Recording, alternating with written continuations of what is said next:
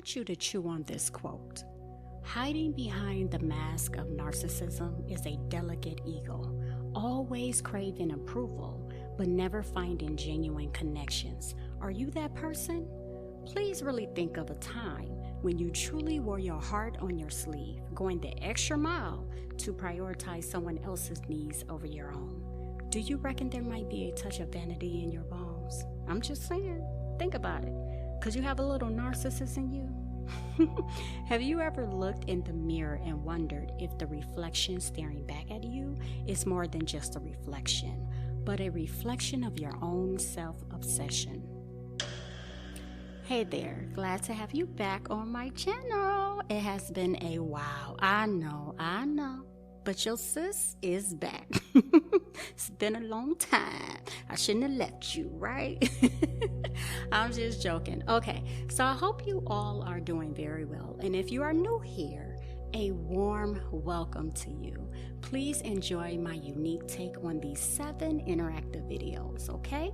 So I am thrilled to have you join our community. So I am itching. Okay, let me say that again. I am itching to dive headfirst into this introduction video because let me tell you, it is intense. I know that is not just me out here, but the older I get, the more I see the world differently. And right now, in our world's state of confusion, it is very chaotic. I call this time the confusion era. You know, like the industrial era, referring to the time before there were machines and tools. I see them calling this era in the future the confusion era. Anything goes.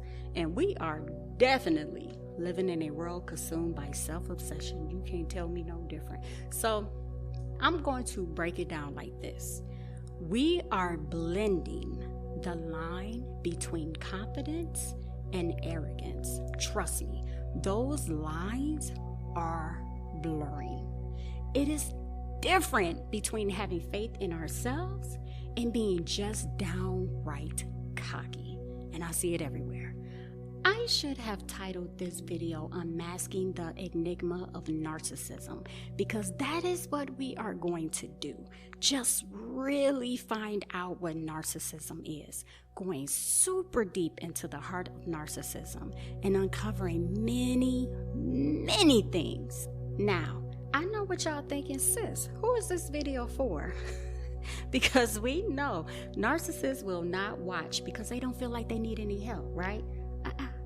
Can't let you get away with that. Because in my personal opinion, I don't agree with this statement. And maybe, I say a very firm maybe, one of us might be dealing with it and don't even know it. And not even that. I believe changing a learned behavior takes time and effort. People with narcissistic ways do not generally seek help independently, but I hope my insights may illuminate situations and provide wisdom to help them change their conduct. There's hope. Just try something different. That's all I'm saying. Just try something different. I usually say not everything is for everyone or everyone is for everything. But as your sis, I'll do my part. And if you are a narcissist, please do not click off. I am trying to take an individualized approach with you. Okay? I'm your sis, and that's what I'm trying to do. So do not click off. Just hold your horses, all right?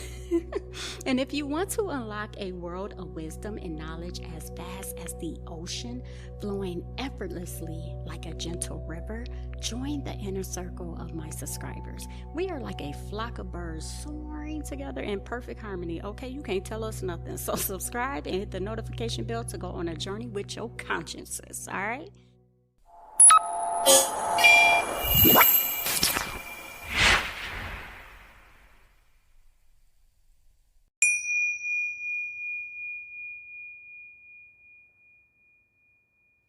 So we have to start by exploring this phenomenon's origins that has swept the world by storm. Narcissism is an intriguing psychological phenomenon creatively defined as the art of self-admiration taken to an extreme. It's like, it's like gazing into a mirror made of ego, where one's reflection becomes an obsession, captivating attention and distorting reality. Yes, It's a dance of self-absorption where the world revolves around the person and empathy becomes a mere shadow in the background.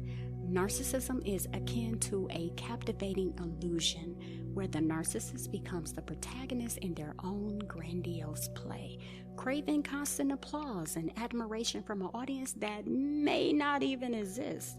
It's a delicate balance between self-love and self-deception, where the boundaries of authenticity blur, and the pursuit of validation becomes an unquenchable hunger. Yes, in this intricate tapestry of self-obsession, the narcissist becomes both the artist and, yeah, you guessed it, the masterpiece, forever trapped in the labyrinth of their own reflection. It is named after the Greek mythological character Narcissus. Kind of like Narcissist, that's where they got the word. Narcissus, though. So Narcissus, like a fragile flower blooming in solitude, his own reflection entranced him. So he was so drawn to the stillness of the pond, where the water mirrored his perfect form. His infatuation grew as he gazed upon his own image, blurring the lines, like I said before, between reality and illusion. The reflection became his lover, his muse, and his obsession, right? And this can be seen as a symbol of the internal dance between beauty and self-destruction.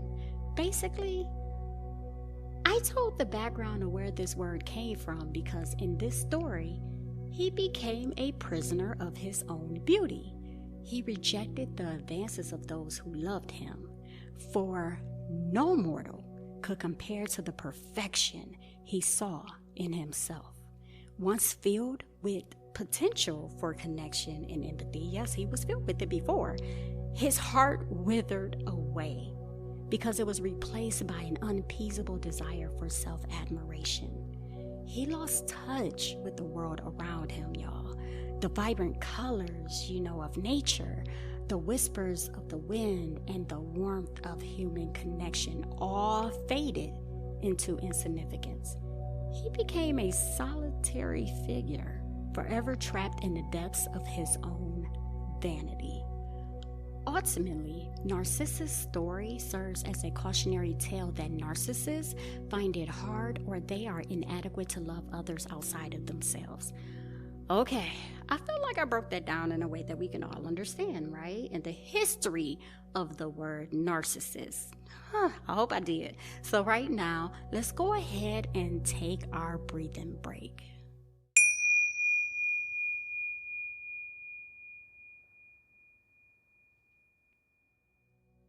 So I would like to take this opportunity just to say Narcissus is a captivating character that whispers a profound moral lesson through his tragic tale, one that resonates with the depths of our souls.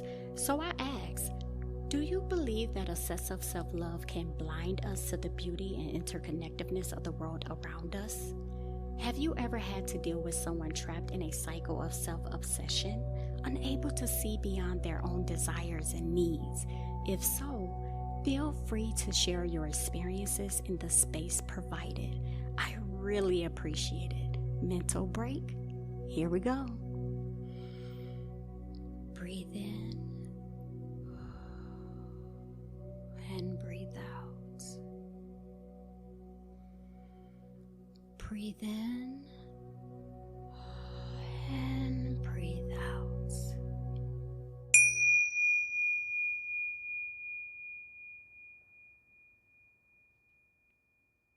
Before I start breaking down the signs, I just want to say that I have had a medical provider share this with me, and I would like to pass it on to you guys.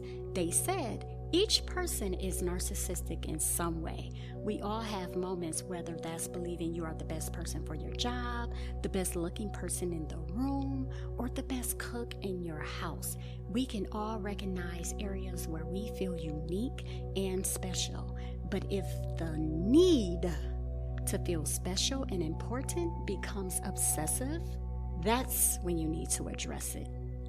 I wanted to share that because sometimes we can get so caught up in labels that we forget the human. We all have a human side that is very complex, multifaceted, and uniquely us. And putting us in a box or stamping a label just doesn't cut it. And I must say that not everyone who deals with narcissism will have the same symptoms. So, got that out the way? So let's get to the signs, okay? So some signs we already know, like a sense of entitlement, an exaggerated sense of self-importance, an exaggeration of talents and achievements, feeling superior and seeking relationships only with similarly accomplished people. Now, I have to say, that one, I have seen it both ways.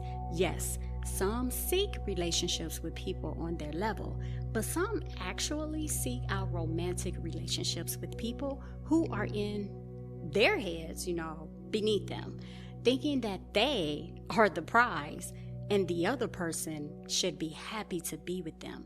And with this mindset, this leads to the next sign, requiring excessive and constant admiration and praise. Moving on. They can sometimes behave in an arrogant manner that is perceived as conceited, boastful, or pretentious, looking down on and belittling people, taking advantage of others, envying others. They even believe everyone is jealous of them. Sometimes they can even have an unwillingness or inability to recognize others' feelings and needs. But the one that I see the most of the time, is that they have a very hard time accepting criticism.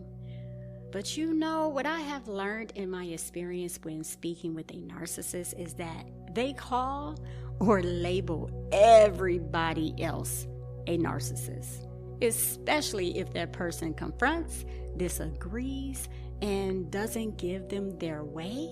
Oh, yeah, they're labeling them as a narcissist. Yes, they are. They're calling them that.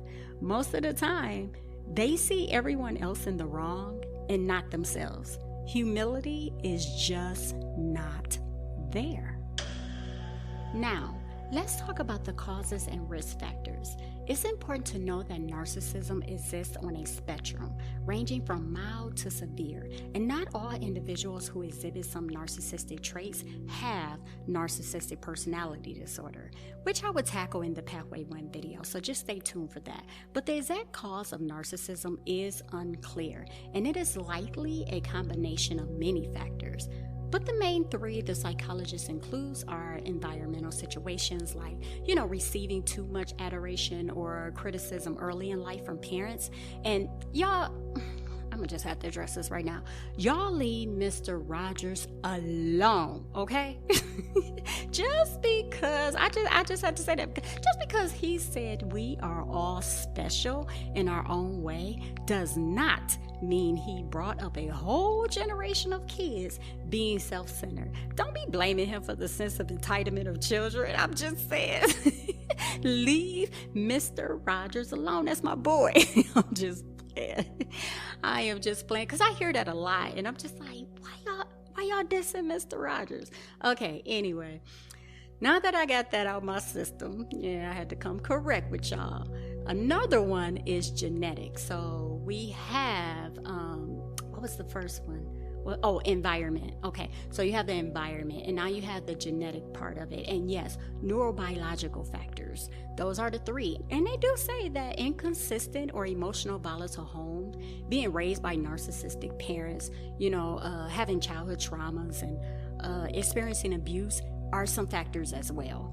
So I just really wanted to hammer in on just like the main three, but yeah, it's plenty of factors out there that can relate to this, and hopefully I did a good job of breaking it down in a simple way, and you could just go back and do the research on it and see if that's something that you deal with, right? Okay, now let's recap. We defined what narcissism is and gave a little history and background on where the word came from. Then we learned some of the signs. not all, but some of the major signs that can caution us about ourselves or someone else. Ultimately, we just went over the unique moral lesson that lies in the invitation to embrace self-reflection without losing sight of the world outside ourselves. It urges us to captivate a healthy sense of self while nurturing empathy, connection, and a genuine appreciation for the beauty that exists beyond our own reflection. Let's just learn that finding a delicate balance between self-care and compassion for others is crucial to our overall well-being. And also, we went over how y'all need to what? Leave Mr. Rogers alone, okay? Look, hold on. It's a beautiful day in the neighborhood, a beautiful day for a neighbor. Would you be mine? Could you be mine? Would you be my neighbor? Maybe I need to go up, right? Hold on. I was trying to sound like him. Hold on. It's a beautiful day in the neighborhood, a beautiful day for a neighbor. Would you be mine? Could you be mine? Won't you be my neighbor? I don't know. But for real, thank you if you are already subscribed to your silly sis. I know, but if not, would you be mine? Could you be my... Oh, no, that was all B. Hold on. Would you be mine? Could you be my subscriber? Oh, look at me remixing stuff. I know I can't sing, but I be doing it, all right? You can't tell me nothing. Okay, so after you have hit the subscribe, like, share, and notification buttons, your sis will provide you with 2 options to direct your pathway to progress. I want y'all all just singing that tomorrow. Would you be my neighbor? Okay. Will it be pathway 1? The Narcissist Web, Understanding Narcissistic Personality Disorder, or Pathway 2, Narcissist Games, The Manipulative Tactics of a Narcissist. Choose a pathway that will benefit you. And if you think both paths are interesting, you can always come back and choose the other pathway as well. I will see you on the other side. Could you be my subscriber? So off beat.